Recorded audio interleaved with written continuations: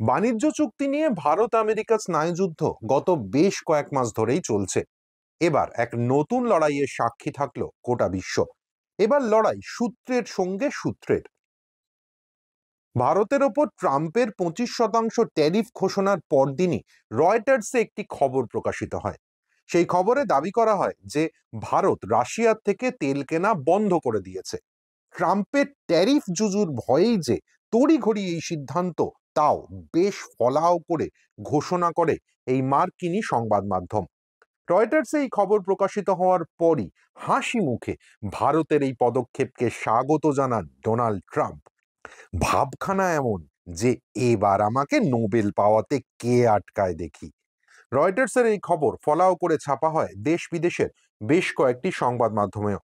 রাশিয়ার দুটি তেল বোঝাই জাহাজ নাকি গুজরাটের বন্দরে ঢোকার অনুমতি না পেয়ে গভীর সমুদ্রে নোঙর করে বসে আছে, এমন খবরও প্রকাশ করে কেউ কেউ।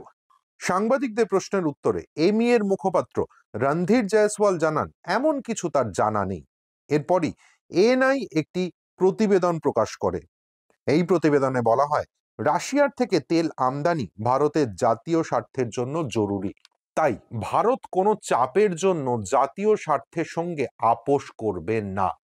ভারত সরকারের নাকি বক্তব্য, রাশিয়া থেকে তেল আমদানি করে ভারত পরোক্ষে গোটা বিশ্বের উপকার করছে, কারণ রাশিয়ার তেল বাজারে না এলে আন্তর্জাতিক বাজারে তেলের দাম এক ধাক্কায় অনেকটাই বেড়ে যাবে। এবার মজার কথা হলো, রয়টার্স বা এএনআই এই দুপক্ষেরই খবরের সোর্স কে জানেন? সোর্স হলো সূত্র, অর্থাৎ সূত্রের খবর বলে দুটি প্রতিবেদনই প্রকাশিত হয়েছে। সরকারিভাবে কোনো বক্তব্যই এখনো পর্যন্ত আসেনি।